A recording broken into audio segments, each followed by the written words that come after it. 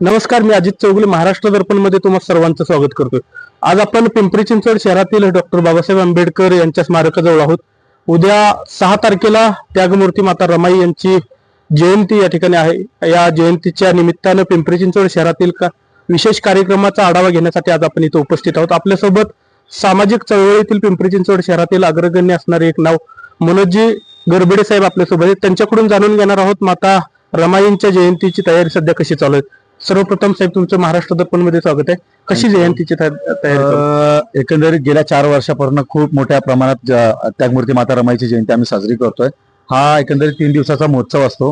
या 3 दिवसामध्ये विविध प्रकारचे कार्यक्रम असतात, सांस्कृतिक असतील, सगळ्या वेगवेगळ्या प्रकारचे कार्यक्रम आहेत. तर पहिल्या वर्षी आम्ही ठेवलं होतं, एक वर्षी फॅशन शो ठेवला होता, नंतर होम मिनिस्टर आणि मिरवणूक आणि मान्यवरांच्या हस्ते बक्षीस वितरण. सेम थिंग सेकंड इयरला आम्ही ठेवलं होतं की जॉब फेअर ठेवला होता, त्याच्यानंतर होम मिनिस्टर, परत मान्यवरांच्या हस्ते बक्षीस वितरण. आणि यावेळेस देखील तसंच ठेवलेलं आहे. यावेळेस आपण ठेवलेलं आहे की महिलांच्या आरोग्यावरती फोकस असला पाहिजे. पूर्ण खूप सारे प्रॉब्लेम्स आहेत महिलांना आरोग्याचे, नाही का. त्या संदर्भात आपण बिर्ला हॉस्पिटल असेल, लोकमान्य हॉस्पिटल असेल, वायसीएम हॉस्पिटल असेल, डी वाय पाटील हॉस्पिटल असेल, इत्या सगळ्या तज्ज्ञ डॉक्टरांना आपण एक जागी बोलवलंय आणि त्यांच्या माध्यमातून आपण शस्त्रक्रिया असेल किंवा मग मोफत तपासणी असेल, या सगळ्या तपासणी ते शस्त्रक्रिया सर्व काही मोफत त्या धर्तीवरती आपण या महिलांचं पूर्ण चेकअप आणि शस्त्रक्रिया जर निघाल्या त्या आपण पूर्ण करून द्यायचा प्रयत्न आपण करणार आहोत.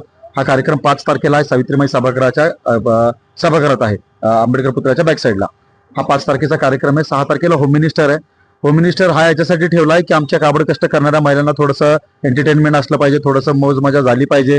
रोज आपलं काम धंदा लेकरं बाळ घर करून त्या महिला वैतागलेल्या असतात, तर थोडी त्यांच्या जीवनात थोडंसं आनंद घडावे म्हणून आपण हा छोटासा प्रयत्न केलेला आहे हा होम मिनिस्टरचा. तर त्यागमूर्ती रमाईंची 128वी जयंती, 128व्या जयंतीनिमित्त विविध बक्षिसं ठेवलेले, fridge, TV, cooler, washing machine, पैठणे, चंबर सवाशे. एकंदरीत हा सगळा असा बरगतचा कार्यक्रम 6 तारखेचा आहे, जो होम मिनिस्टरचा आहे. त्याला आपल्याकडं सिने अभिनेते ओम यादव म्हणून येतात, कॉमेडी किंग, तर ते त्या 6 तारखेला उपस्थित आहेत. आणि 7 तारखेला रमाईची मिरवणूक काढतो आपण पिंपरीतनं. त्यांच्या स्मारकावर त्याचा समारोप होतो आणि मान्यवरांच्या हस्ते बक्षीस वितरण वगैरे होतं. परंतु दिवसभर इथं कार्यक्रम आपले चालू असतात. दिवसभरामध्ये इथं व्याख्याने असतात, स्मारकाचं पूजन होतं, व्याख्याने असतात, त्याच्यानंतर गाण्याचा कार्यक्रम असतो.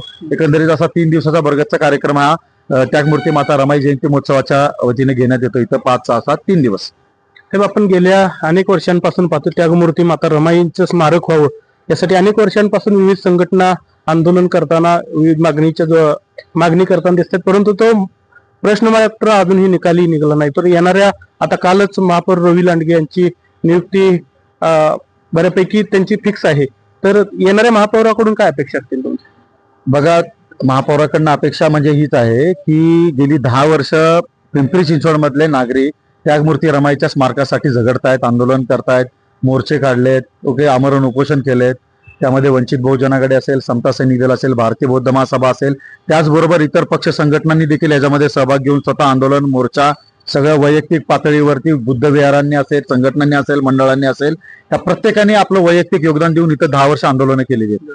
त्या आंदोलनाचा सार म्हणजे गेली 9 वर्ष तुम्ही बसा, असं आपल्याकडे निवडणुका झाल्याने प्रशासक होते, तर प्रशासक आपल्या अंगावर घेत नव्हते. त्या जमिनीचं हस्तांतर असेल, काय टेक्निकल गोष्टी असतील थोड्याफार, किंवा टाउन प्लॅनिंग मध्ये आलेल्या काही गोष्टीच्या अडचणी असतील, त्या सगळ्यांमुळे त्या स्मारकाचं रखडलं होतं. पण जाता जाता शेखर सिंह जे आयुक्त होते त्यांनी एक लेटर काढलं होतं की आम्ही ते हँडओव्हर करतोय.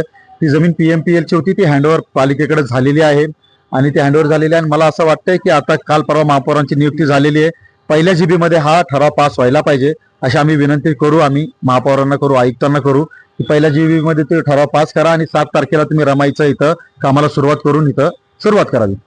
उद्याच्या माता रमाई जयंतीच्या निमित्तानं तुम्ही शहरातील नागरिकांना काय आवाहन कराल? शहरातील नागरिकांना मी हेच आवाहन करेल की त्यागमूर्ती रमाई जयंतीनिमित्त सर्वप्रथम तुम्हाला सगळ्यांना शुभेच्छा देईन. आणि त्याचबरोबर त्यागमूर्ती रमाईचा जो त्याग आहे तो कुठल्या एका जाती धर्मापुरता नाहीये. तर तुम्ही बघितलं असेल, बाबासाहेब संविधान निर्माते आहेत आणि संविधान निर्मात्याच्या मागे घरातली बाई एक सक्षम असली पाहिजे. ती सक्षम कोण होती? तर ती माता रमाई होती. तर इथं प्रत्येकाने त्या माता रमाईच्या त्यागाचं स्मरण केलं पाहिजे. त्या स्मरणातनं आपल्या जीवनात काय चांगल्या गोष्टी घडवता आल्या पाहिजेत का, आपण त्यातला चांगल्या गोष्टी घेऊन आपण काय कसं पुढे झालं पाहिजे, ह्या त्यागमूर्ती रमाईकडनं घेतला पाहिजे. हाच मेसेज माझ्या पूर्ण पिंपरी चिंचवड सर्वांना असेल की त्यागमूर्ती माता रमाईचं एकदा तुम्ही चरित्र वाचा, की त्यात तुम्हाला कळेल की त्यागमूर्ती माता रमाईने किती घाल अपेष्टा कष्ट सहन केलेले आहेत. त्यांनी कशा आपली 4-4 मुलं पदराड घालवली आहेत.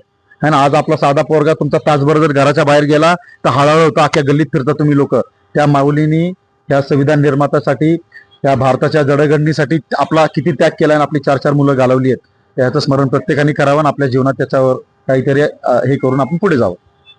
तर परमपूज्य डॉक्टर बाबासाहेबांना आबाळा एवढं मोठं बनवण्यात त्याग